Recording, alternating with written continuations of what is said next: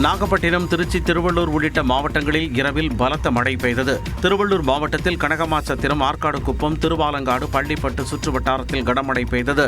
திருத்தணியில் கொட்டித்தீர்த்த மழையால் ரயில்வே சுரங்கப்பாதை, ரயில் நிலைய சாலை போன்ற இடங்களில் மழைநீர் தேங்கியதால் வாகன ஓட்டிகள் அவதிக்கு ஆளாகினர்.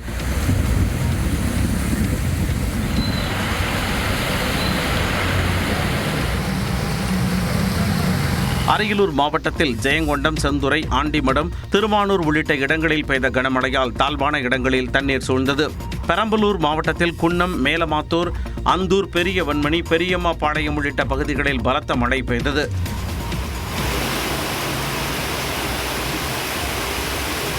திருச்சியில் TVS tollgate, Uraiyur, Thennur, Thillai Nagar, K நகர், வண்ணாரபுரம் உள்ளிட்ட பல்வேறு பகுதிகளில் இடியுடன் மழை பெய்தது. இதனால் சாலைகளில் தண்ணீர் தேங்கியது. நாகை மாவட்டம் கீழ்வேளூர் ஒன்றியத்திற்கு உட்பட்ட தேவூர், வெண்மணி, சாட்டியக்குடி, வலிவலம் உள்ளிட்ட பகுதிகளில் கனமழை கொட்டியது.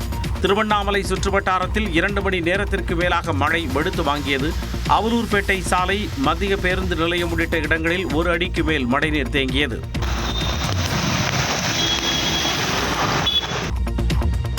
விழுப்புரம் மாவட்டத்தில் திண்டிவனத்தில் கொட்டித்தீர்த்த மழையால் காவிரிப்பாக்கம் ஏரிக்கரை உடைந்து வெள்ளம் பெருக்கெடுத்து ஓடியது. இதனால் வாகாப் நகர், இந்திரா நகர் ஆகிய பகுதிகளில் 100க்கும் மேற்பட்ட குடியிருப்புகளை வெள்ளம் சூழ்ந்தது. இதேபோன்று செஞ்சியில் கனமழை கொட்டித்தீர்த்தது. தொடர் மழையால் செட்டிப்பாளையம் பகுதியில் ஏராளமான வீடுகளுக்குள் மழைநீர் புகுந்ததால் வீட்டு உபயோகப் பொருட்கள் சேதமடைந்தன. வஉசி நகர் பிரதான தெருவில் முழங்கால் அளவிற்கு மழைநீர் தேங்கியதால் மக்கள் சிரமத்திற்கு ஆளாகினர்.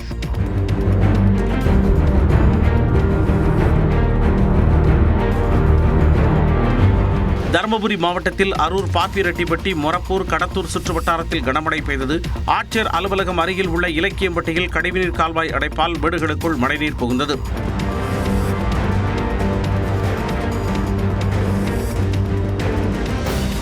ரெண்டு மணி நேரம் மழை பெய்து எல்லா வீட்டில் தண்ணி, 4 பக்கம் அடைப்பு. இதனால் எங்களுக்கு ரொம்ப பாதிப்புனால வீட்டுக்கெல்லாம் தண்ணி, உள்நாட்டு இப்போ குடியிருக்க முடியல. திண்டுக்கல் மாவட்டம் நிலக்கோட்டை சுற்றுவட்டாரத்தில் பெய்த மழையால் அறுவடைக்கு தயாராக இருந்த 1000 ஏக்கர் பரப்பளவிலான நெற்பயிர்கள் நீரில் மூழ்கின. இந்நிலையில் மழையின் காரணமாக சேலம், ஏற்காடு மலைப்பாதையில் நாளை வரை சுற்றுலா வாகனங்கள் மற்றும் கனரக வாகனங்கள் செல்ல தடை விதித்து ஆட்சியர் உத்தரவிட்டுள்ளார். தஞ்சாவூர் மாவட்டத்தில் தொடர்ந்து பெய்த கனமழையால் பூதலூரில் அறுவடைக்கு தயாராக இருந்த நெற்பயிர்கள் நீரில் மூழ்கின. இதனால் ஏக்கருக்கு 40 மூட்டைகள் கிடைக்க வேண்டிய இடத்தில் வெறும் 5 மூட்டைகள் மட்டுமே மகசூல் கிடைப்பதாக விவசாயிகள் வேதனை தெரிவித்துள்ளனர். ஏக்கருக்கு 30,000 ரூபாய் வரை செலவு செய்திருக்கும் நிலையில் பெரும் இழப்பு ஏற்பட்டிருப்பதாக விவசாயிகள் குறிப்பிட்டுள்ளனர். தஞ்சாவூர் மாவட்டம் காட்டூரில் உரிய நேரத்தில் கொள்முதல் செய்யாததால் நெல் மூட்டைகள் மழையில் நனைந்ததாக விவசாயிகள் குற்றம் சாட்டியுள்ளனர். நெல்லின் ஈரப்பதத்தை கணக்கில் கொள்ளாமல் அதனை உடனடியாக கொள்முதல் செய்யக்கூடிய பணியை தொடங்க வேண்டும் என்று விவசாயிகள் கோரிக்கை விடுத்துள்ளனர்.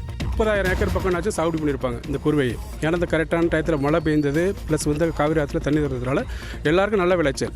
ஸோ எல்லாருமே அறுத்து கொண்டாந்து ஒரு 10 நாளைக்கு முன்னாடியே போட்டுட்டாங்க. 10லேருந்து 15 நாள் ஆச்சு. இப்போ பார்க்கக்கூடிய நீங்கள் எல்லாமே 15 நாளைக்கு மேலே ஆனது. இப்போ எல்லாமே கொட்டி கிடந்ததுனால என்ன ஆச்சுனாக்கா அங்கே பருவம் வந்துடுது நெல்லுக்கள். ஸோ அதனால் நெல் தேக்கம் ஆகி போச்சு. நெல் எடுக்கிறதுக்கான சூழ்நிலை இல்லாமல் இருக்குது. அதேபோல் திருவாரூர் மாவட்டம் திருத்துறைப்பூண்டி, குன்னலூர், பாண்டி, கள்ளிக்குடி, கருவப்பஞ்சேரி, மருதவனம், நெடும்பலம், ராயநல்லூரில் கனமழை பெய்தது. இதனால் அறுவடைக்கு தயாராக இருந்த 3000 ஏக்கர் அளவிலான நெற்பயிர்கள் நீரில் மூழ்கின. ஏக்கருக்கு 35,000 ரூபாய் செலவு செய்த நிலையில் பெரும் இழப்பு ஏற்பட்டதாக விவசாயிகள் வேதனை தெரிவிக்கின்றனர். தென்மேற்கு வங்கக்கடலில் நிலை கொண்டிருக்கும் ஆழ்ந்த காற்றழுத்த தாழ்வு பகுதி குறைந்த காற்றழுத்த தாழ்வு பகுதியாக வலுவிழக்கும் என வானிலை ஆய்வு மையம் தெரிவித்துள்ளது. வடகிழக்கு பருவமழை தீவிரமடைந்துள்ள நிலையில் தமிழ்நாடு மற்றும் புதுவையில் இன்று பரவலாக மழை பெய்யும் என வானிலை ஆய்வு மையம் கணித்துள்ளது. குறிப்பாக சென்னை, திருவள்ளூர், செங்கல்பட்டு, காஞ்சிபுரம் மற்றும் ராணிப்பேட்டை மாவட்டங்களில் இன்றும், கடலூர், விழுப்புரம், செங்கல்பட்டு மாவட்டங்கள் மற்றும் புதுவையில் நாளையும் கனமழை பெய்யக்கூடும் என தெரிவித்துள்ளது. அதேபோல சென்னை, திருவள்ளூர், செங்கல்பட்டு, காஞ்சிபுரம் ஆகிய மாவட்டங்களில் வரும் 26, 27 மற்றும் 28 ஆகிய தேதிகளில் கனமழைக்கு வாய்ப்பிருப்பதாக கணிக்கப்பட்டுள்ளது.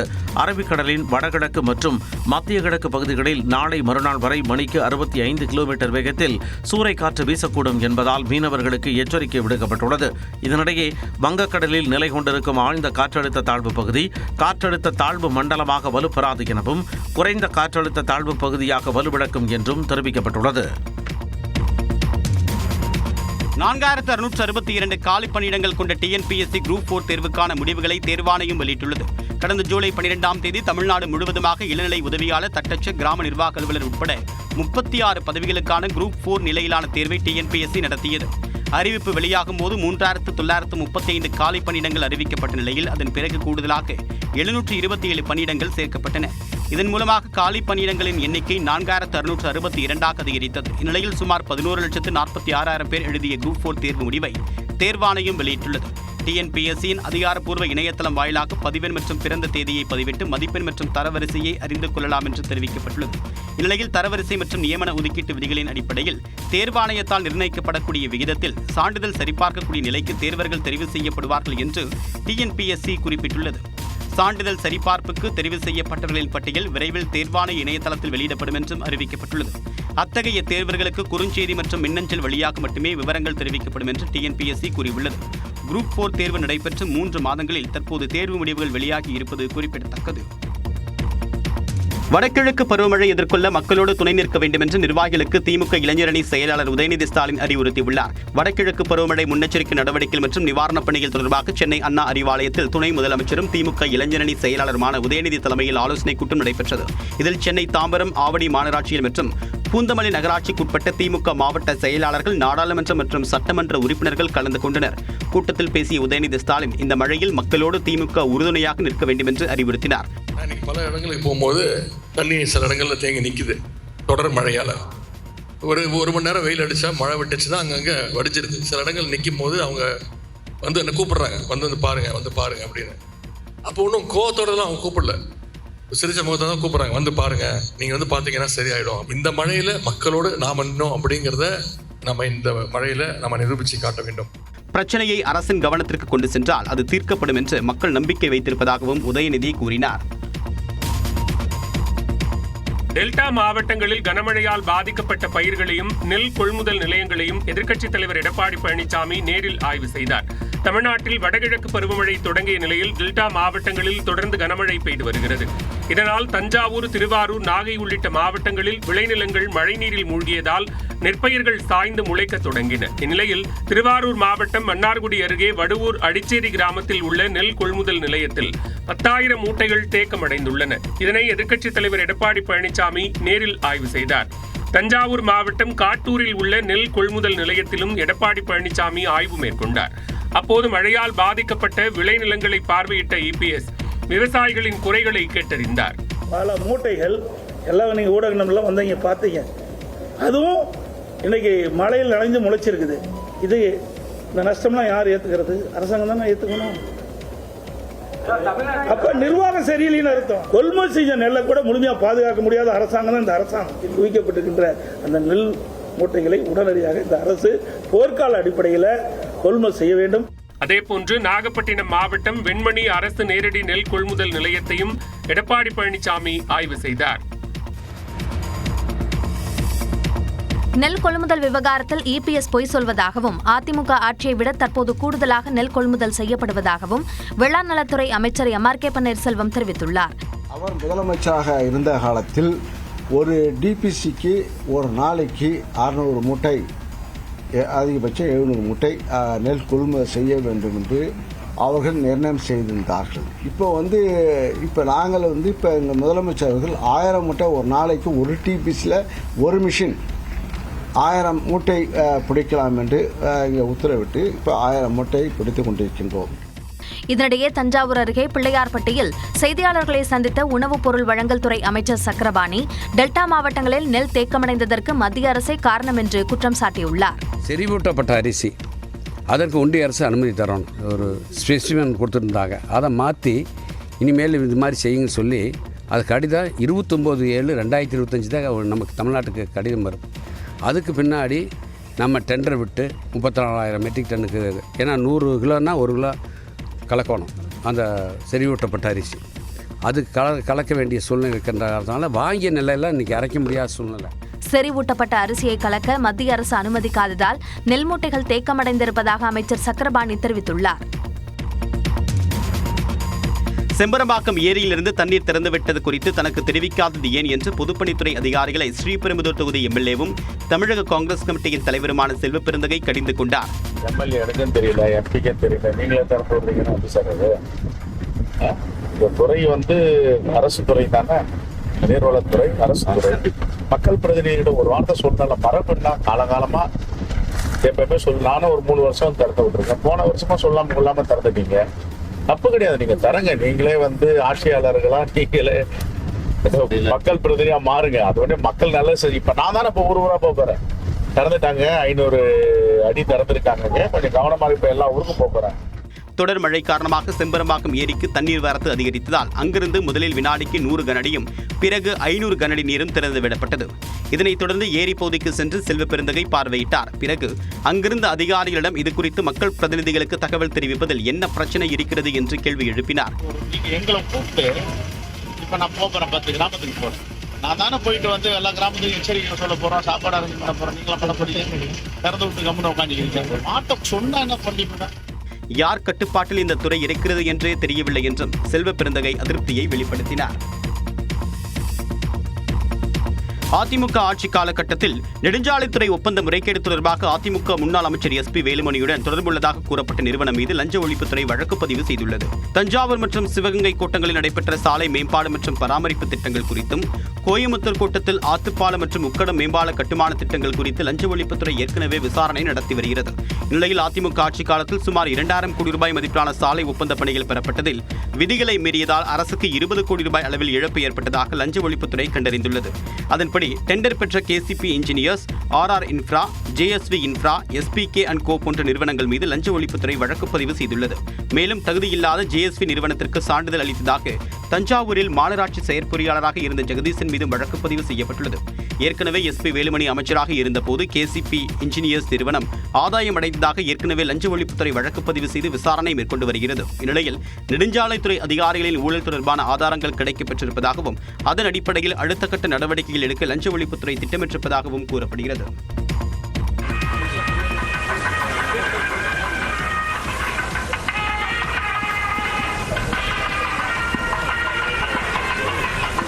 இருமுடி கட்டிக்கொண்டு சபரிமலை ஐயப்பன் கோவிலில் 18 படிகளை ஏறி குடியரசுத் தலைவர் திரௌபதி முர்மு சாமி தரிசனம் செய்தார். 4 நாட்கள் பயணமாக திரௌபதி முர்மு செவ்வாயன்று கேரளா சென்றார். திருவனந்தபுரம் விமான நிலையம் வந்திறங்கிய அவருக்கு சிறப்பு வரவேற்பு அளிக்கப்பட்டது. பின்னர் ஆளுநர் மாளிகையில் தங்கிய அவர் காலை 8:40 மணிக்கு ஹெலிகாப்டர் மூலம் பிரம்மாண்டம் என்ற இடத்திற்கு சென்றார். அப்போது தேவசம் அமைச்சர் VN வாசவன் உள்ளிட்டோர் வரவேற்றனர். அங்கிருந்து 11 மணி அளவில் பம்பை கணபதி கோவிலுக்கு கார் மூலம் சென்ற திரௌபதி முர்மு அங்கு இருமுடி கட்டிக்கொண்டு ஐயப்பன் சன்னிதானத்திற்கு புறப்பட்டார். அவரது உதவியாளர் சௌரப் S. நாயர், பாதுகாப்பு அதிகாரி வினய் மாத்தூர், மருமகன் கணேஷ் சந்திரா ஆகியோரும் இருமுடி கட்டிக்கொண்டு சென்றனர்.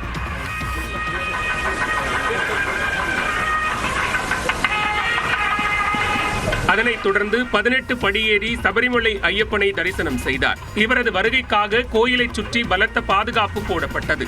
சபரிமலை ஐயப்பன் கோவிலில் தரிசனம் செய்த முதல் பெண் குடியரசுத் தலைவர் என்ற பெருமையை திரௌபதி முர்மு பெற்றுள்ளார்.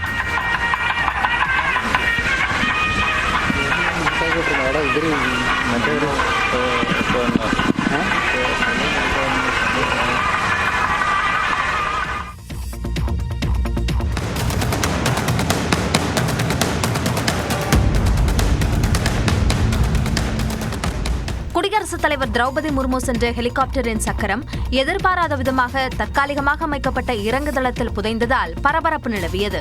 மோசமான வானிலை காரணமாக நிலக்கல் தளத்தில் இறங்க வேண்டிய ஹெலிகாப்டர் பிரமாட மைதானத்தில் தற்காலிகமாக அமைக்கப்பட்ட தளத்தில் இறக்கப்பட்டது. இந்த நிலையில் ஹெலிகாப்டர் சக்கரம் அந்த கான்கிரீட் தளத்தில் சிக்கியது. அவசரமாக கான்கிரீட் போடப்பட்டதால் அது முழுமையாக காய்ந்து தயாராகவில்லை என்று தெரிகிறது. இதையடுத்து காவலர்கள், தீயணைப்பு வீரர்கள் உதவியுடன் கான்கிரீட் தளத்தில் புதைந்த ஹெலிகாப்டரின் சக்கரம் விடுவிக்கப்பட்டது. திரௌபதி முர்மு பாதுகாப்பாக இறங்கி சில நிமிடங்களுக்கு பிறகு இந்த சம்பவம் நடைபெற்றுள்ளது. தாங்கள் ஆட்சிக்கு வந்தால் குடும்பத்தில் ஒருவருக்கு அரசாங்க வேலை வழங்கப்படும் என ராஷ்டிரிய ஜனதா தளம் கட்சித் தலைவர் தேஜஸ்வி யாதவ் தெரிவித்துள்ளார். 243 தொகுதிகளை கொண்ட பீகாரில் அடுத்த மாதம் 6 மற்றும் 11 ஆகிய தேதிகளில் சட்டசபை தேர்தல் நடைபெறவுள்ளது. ராஷ்டிரிய ஜனதா தளம், காங்கிரஸ் உள்ளிட்ட கட்சிகளை கொண்ட இந்தியா கூட்டணியில் தொகுதி பங்கீட்டில் இழுபறி நீடித்து வந்தது. அதனைத் தொடர்ந்து 143 பேர் கொண்ட வேட்பாளர் பட்டியலை செவ்வாயன்று ராஷ்டிரிய ஜனதா தளம் வெளியிட்டது. இந்நிலையில் பாட்னாவில் செய்தியாளர்கள் சந்திப்பில் பேசிய RJD தலைவர் தேஜஸ்வி யாதவ், மகளிர் மேம்பாட்டிற்கான ஜீவிகா தீதீஸ் திட்டத்தில் பணியாற்றும் அனைத்து பெண்களுக்கும் 30,000 ரூபாய் ஊதியத்துடன் வேலை நிரந்தரமாக்கப்படும் என கூறினார்.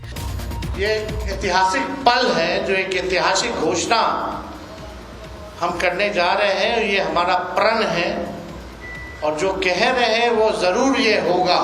சுமார் 1 கோடி பேருக்கு அரசு வேலை வழங்கப்படும் என்று ஐக்கிய ஜனதா தளம் தலைவரும் முதலமைச்சருமான நிதிஷ் கூறிய நிலையில் இந்த அறிவிப்புகளை தேஜஸ்வி யாதவ் வெளியிட்டார்.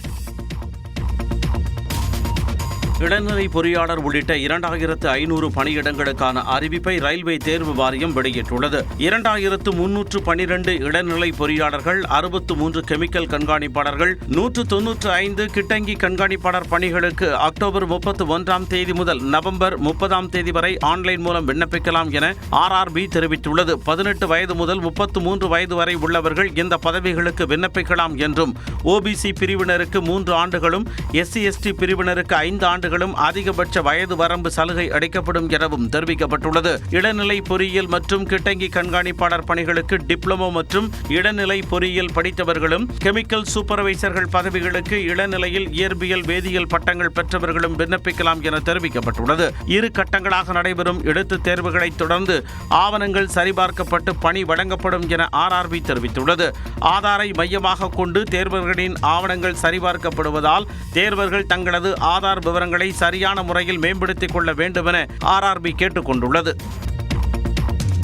ஆஸ்திரேலியாவுக்கு எதிராக இன்று நடைபெறும் 2வது ஒருநாள் கிரிக்கெட் போட்டியில் இந்திய அணி வெற்றி பெறுமா என எதிர்பார்ப்பு எழுந்துள்ளது. ஆஸ்திரேலியா சென்றுள்ள இந்திய அணி 3 ஒருநாள் போட்டிகளில் விளையாடுகிறது. பெர்த்தில் மழை குறுக்கிட்ட போட்டியில் இந்திய அணி 7 விக்கெட் வித்தியாசத்தில் தோல்வியடைந்தது. இந்த போட்டியில் நீண்ட நாட்களுக்கு பிறகு அணிக்கு திரும்பிய ரோஹித் சர்மாவும் விராட் கோலியும் சோபிக்கவில்லை. இந்நிலையில் 2வது போட்டி இன்று அடிலைட் ஓவல் மைதானத்தில் நடைபெறுகிறது. போட்டியில் வென்று தொடரை சமன் செய்ய இந்திய அணி தீவிரம் காட்டும் என்பதால் விறுவிறுப்புக்கு பஞ்சம் இருக்காது என தெரிகிறது. இந்திய அணியை பொறுத்தவரையில் பெரிய அளவில் மாற்றம் இருக்காது என்றே கூறப்படுகிறது. ஆஸ்திரேலியாவை பொறுத்தவரையில் அலெக்ஸ் கேரி, லபுசேன் ஆகியோர் அணிக்கு திரும்புவார்கள் என தெரிகிறது. சென்னையில் ஆபரண தங்கத்தின் விலை ஒரே நாளில் சவரனுக்கு 3680 ரூபாய் குறைந்தது. கடந்த 5 நாட்களாக தங்கத்தின் விலை ஏற்ற இறக்கத்தை சந்தித்து வருகிறது. அதன்படி சென்னையில் புதன்கிழமை காலை தங்கத்தின் விலை சவரனுக்கு 2400 ரூபாய் சரிந்தது. இதன் மூலமாக 93,600 ரூபாயாக இருந்தது. மாலையில் சவரன் தங்கம் மேலும் 1280 ரூபாய் குறைந்து 92,320 ரூபாய்க்கு விற்கப்பட்டது. இதனால் கிராம் தங்கம் ஒரே நாளில் 460 ரூபாய் சரிந்து 11,540 ரூபாய்க்கு விற்பனையாகிறது. வெள்ளியின் விலையும் தொடர்ந்து குறைந்து வருகிறது. புதன்கிழமை காலையில் கிராமிற்கு 2 ரூபாய் சரிந்த நிலையில் மாலை 5 ரூபாய் குறைந்து 175 ரூபாய்க்கு விற்பனை செய்யப்பட்டது. கிலோ பார் வெள்ளி 1,75,000 ரூபாயாக உள்ளது. 1 கிராம் 207 ரூபாய் வரை விற்பனை செய்யப்பட்ட வெள்ளி தற்போது விலை குறைந்து வருகிறது. தனுஷுடன் சேர்ந்து படம் எடுக்காதது குறித்த கேள்விக்கு இயக்குனரும் அவரது சகோதரருமான செல்வராகவன் பதிலளித்தார். சென்னையில் நடைபெற்ற ஆரியன் திரைப்படத்தின் முன்னோட்ட நிகழ்ச்சியில் பேசிய அவர், நடிப்பது மிகவும் கஷ்டம் என்றும் தான் எப்பொழுதும் இயக்குனராகத்தான் தொடர்வேன் என்றும் தெரிவித்தார். தனுஷும் நீங்களும் ரொம்ப சேர்ந்து நடிக்காம இருக்கிறதுக்கான கண் திருஷ்டி பண்றோம் அப்படிங்கிற நீங்க பெரிய நடிகர் ஆயிட்டீங்க, அவர் கூட மாட்டேங்கிறாரா இல்ல கூப்பிட்டு நீங்க போக மாட்டேங்கிறீங்களா? ஒரு படம் தான் கூப்பிட்டாரு, அதுக்கப்புறம் கூப்பிடவே மாட்டேங்கிறாரு. நானும் பார்க்கும்போதெல்லாம் சொல்கிறேன், ஏதாவது ஒரு படம் சொல்லுங்கன்னா நீங்கள் அவர்கிட்ட தான் கேட்கணும், ஏன் கூப்பிட மாட்டேங்கிறாருன்னு. முன்னதாக பேசிய நடிகர் விஷ்ணு விஷால் சினிமாவில் தன்னை யாரும் அங்கீகரிக்கவில்லை என்று வருந்தியதாக கூறினார். நல்ல படங்கள் எடுக்கும் பொழுது தன்னை வாழ்த்தியது கூட இல்லை என்றும் வேதனை தெரிவித்தார். கூலி படத்தில் நடித்து மிகப்பெரிய தவறு செய்துவிட்டதாக அமீர்கான் பேசியதாக வெளியான தகவலையும் விஷ்ணு விஷால் மறுத்தார். பெண்கள் உலகக்கோப்பை கிரிக்கெட் தொடரில் வாழ்வா சாவா ஆட்டத்தில் இந்திய மகளிர் அணி நியூசிலாந்து அணியை எதிர்கொள்கிறது. பெண்கள் உலகக்கோப்பை ஒருநாள் கிரிக்கெட் தொடர் இந்தியாவில் நடைபெற்று வருகிறது. பாகிஸ்தான் அணி விளையாடும் போட்டிகள் மட்டும் இலங்கையின் கொழும்பு நகரில் நடைபெற்று வருகின்றன. ஆஸ்திரேலியா, தென்னாப்பிரிக்கா, இங்கிலாந்து அணிகள் ஏற்கனவே அரையிறுதிக்கு தகுதி பெற்றுள்ள நிலையில் 4வது இடத்தை பிடிக்க இந்தியா, நியூசிலாந்து அணிகளுக்கிடையே போட்டி நிலவுகிறது. இந்த நிலையில் மும்பை TY பாட்டில் மைதானத்தில் இன்று நடைபெறும் போட்டியில் இரு அணிகளும் விளையாடுகின்றன. இந்தியா, நியூசிலாந்து அணிகள் தலா 4 புள்ளிகள் பெற்றுள்ள நிலையில் இன்றைய போட்டியில் வெற்றி பெறும் அணி ஏறக்குறைய அரையிறுதி வாய்ப்பை உறுதி செய்யும் என தெரிகிறது. இந்திய அணியை பொறுத்தவரையில் பேட்டிங்கில் சிறப்பாக விளையாடினாலும் பந்துவீச்சில் கோட்டை விடுவதால் அதில் கவனம் செலுத்தும் என எதிர்பார்க்கப்படுகிறது.